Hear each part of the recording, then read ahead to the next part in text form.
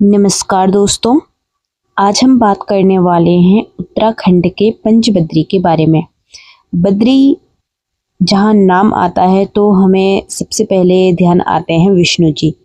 तो ये जो पंचबद्री हैं, पांचों जो बद्री हैं, ये विष्णु जी के ही अवतार हैं, विष्णु जी से ही संबंधित हैं। ये आपको ध्यान रखना है। और बद्रीनाथ नाम तो आपने कई बार सुना ही होगा। तो एक बद्रीनाथ मंदिर भी इसमें शामिल है और इसके अलावा 4 और अन्य धाम भी जो हैं इसमें शामिल है, जिनको कि पंचबद्री नाम से जाना जाता है। तो शुरुआत करेंगे हम आज के इस वीडियो की। उत्तराखंड के गढ़वाल हिमालय में स्थित पंचबद्री भगवान विष्णु को समर्पित 5 पवित्र और प्राचीन मंदिरों का एक प्रमुख धार्मिक परिपथ है।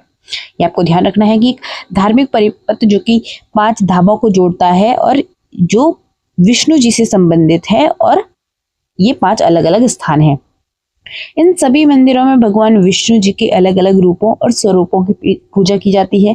पंचबद्री में विशाल बद्री जो कि बद्रीनाथ में है, योग ध्यान बद्री, भविष्य बद्री, वृद्ध बद्री और आदि बद्री जो है ये शामिल हैं।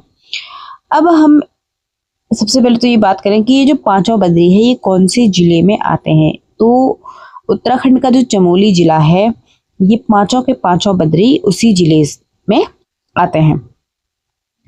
तो शुरुआत करेंगे हम अपने पहले बद्री से। सबसे पहले आता है विशाल बद्री। सबसे पहले हम बात करेंगे विशाल बद्री की। तो जो हमारा बद्रीनाथ धाम है, जो कि 4 धामों में से एक है, उसको ही विशाल बद्री नाम से जाना जाता है। स्थान की अगर हम बात करें तो ये चमोली जिले में है और अलकनंदा नदी के तट पर है। अगर इसके महत्व की बात करें तो ये 4 धामों और मुख्य बद्रीनाथ मंदिर के रूप में प्रसिद्ध है। 4 धामों में से ये एक है और बद्रीनाथ जो मुख्य मंदिर है उसके रूप में प्रसिद्ध है, जिसको कि विशाल बद्री भी कहा जाता है। यहाँ पर भगवान विष्णु की जो पूजा की जाती है वो काले पत्थर की चतुर्भुज मूर्ति विराजमान है, उसकी पूजा की जाती है। तो आपको ध्यान रखना है कि बद्रीनाथ में जो है वो विष्णु जी की काले पत्थर की चतुर्भुज मूर्ति विराजमान है। इस मंदिर की अगर हम बात करें तो, या फिर इस धाम की बात करें तो ये नर और नारायण पर्वतों के मध्य अलकनंदा नदी के तट पर है। नर और नारायण पर्वत आपको याद रखने, कई बार पूछा भी जाता है कि बद्रीनाथ किसके मध्य है, तो नर और नारायण पर्वतों के मध्य। नर और नारायण का भी कई बार पूछा जाता है कि नर जो है, नर पर्वत किसे कहा जाता है और नारायण पर्वत किससे संबंधित है। तो जो पौराणिक मान्यताएं हैं उनके अनुसार नर जो पर्वत है ये अर्जुन से संबंधित है और नारायण जो पर्वत है ये भगवान श्री कृष्ण जी से संबंधित है। तो इन दोनों पर्वतों के मध्य जो है वो बद्रीनाथ हमारा धाम है, जो कि अलकनंदा नदी के तट पर है। यहाँ पर जो है वो आदि गुरु शंकराचार्य जी के द्वारा शालिग्राम की चतुर्भुज मूर्ति को स्थापित किया गया था। शालिग्राम की चतुर्भुज मूर्ति को कहाँ स्थापित किया गया था? विशाल बद्री में किया गया था। किसके द्वारा? शंकराचार्य जी के द्वारा। इसके समीप ही जो है तप्तकुंड आता है। तप्तकुंड आपने पढ़ा होगा, जो बद्रीनाथ क्षेत्र में आता है। तो किसके नजदीक है? वो इसी मंदिर के समीप आता है, जो कि सल्फर युक्त गर्म पानी का कुंड है। यहाँ पर ये गर्म पानी का कुंड है जिसमें कि सल्फर पाया जाता है। यहीं पर जो है वो पंचशिलाएं भी आती है, जिनको कि हम जानते हैं नारद शिला, गरुड़ शिला, मार्कंडेय शिला, नृसिंह शिला और वारा शिला। ये जो पंचशिलाएं हैं ये इसी मंदिर के समीप में आती हैं। अगला जो हमारा बद्री है वो आता है आदि बद्री। दूसरे नंबर पे आता है आदि बद्री। आदि बद्री की अगर हम बात करें तो ये कर्णप्रयाग से लगभग 17 से 18 किलोमीटर दूर है। कर्णप्रयाग जो है चमोली जिले में, वहां से भी लगभग 17-18 किलोमीटर दूर ये आदि बद्री धाम आता है। यहाँ पर जो है लगभग 16 मंदिरों का एक समूह है, जो कि प्राचीन मंदिरों का समूह है, लेकिन उसमें से अब 14 ही मौजूद हैं, जो कि 2 मंदिर जो है वो जैसे मतलब काफी समय बाद बहुत सारी जो चीजें हैं वो टूट फूट जाती हैं, जिनका अगर उस पे काम ना किया जाए। तो अब जो है ये 14 ही मंदिर है, जो कि पहले एक 16 मंदिरों का समूह हुआ करता था, जिसका जो निर्माण हुआ था वो कत्यूरी राजवंश के काल में हुआ था। आपको पता है कि कत्यूरी कब थे? कत्यूरी बहुत पहले थे। उसके बाद जो है पवार आते हैं गढ़वाल क्षेत्र में, फिर गोरखा आते हैं, फिर अंग्रेज आते हैं। तो ये बहुत पुराने मंदिर थे जो कि 16 मंदिरों का एक समूह हुआ करता था, जिसमें से अब सिर्फ 14 रह गए हैं। मान्यता है कि भगवान विष्णु ने सतयुग, त्रेता और द्वापर युग में यहाँ पर निवास किया था। आदि बद्री जो हमारा क्षेत्र है वहां पर माना जाता है कि भगवान विष्णु ने सतयुग और त्रेता युग और द्वापर युग जो था उसमें यहीं पर निवास किया था। अगला हमारा जो बद्री आता है वो आता है वृद्ध बद्री। इसका स्थान कहाँ पर है? ये जोशीमठ के पास एक अणिमठ स्थान है, वहां पर ये मंदिर स्थित है। ये मंदिर स्थित है जो कि हेलंग के नजदीक है। इस मंदिर के महत्व की अगर हम बात करें तो यहाँ भगवान विष्णु जी ने नारद मुनि को एक वृद्ध व्यक्ति के रूप में दर्शन दिए थे। तो किस लिए जाना जाता है? ये नारद जी को दर्शन दिए थे विष्णु जी ने, और एक वृद्ध व्यक्ति के रूप में दर्शन दिए थे, इसीलिए इस स्थान का जो नाम है, इस बद्री का जो नाम है, वृद्ध बद्री पड़ा। अगला जो हमारा बद्री है वो आता है योग ध्यान बद्री। योग ध्यान बद्री की अगर हम बात करें तो ये कहाँ पर स्थित है? ये पांडुकेश्वर में स्थित है जो कि जोशीमठ के पास है।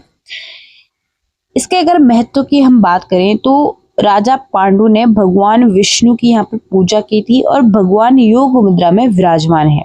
यहाँ पर भगवान पांडु ने पूजा की थी किसकी? विष्णु जी की, और यहाँ पर जो है वो योग ध्यान मुद्रा में विराजमान है, इसीलिए इसका नाम योग ध्यान बद्री पड़ा था। पांडुकेश्वर में ये स्थित है, जैसे कि आपको पता ही होगा ये पांडुकेश्वर में स्थित है। परीक्षा की दृष्टि से अगर हम बात करें तो ये इसलिए भी महत्वपूर्ण है कि शीतकाल में जब कपाट बंद होते हैं, जैसे कि हमारे जो चारों धाम हैं उनमें से जब शीतकाल में हमारे बहुत से मंदिरों के उत्तराखंड में कपाट बंद होते हैं क्योंकि बर्फ पड़ जाती है पहाड़ी क्षेत्रों में। तो जब जो हमारे मुख्य बद्री हैं जो कि विशाल बद्री है, जब उसके कपाट बंद होते हैं, बद्रीनाथ धाम की मूर्ति की जो पूजा की जाती है वो इसी मंदिर में की जाती है। तो ये आपको ध्यान रखना है।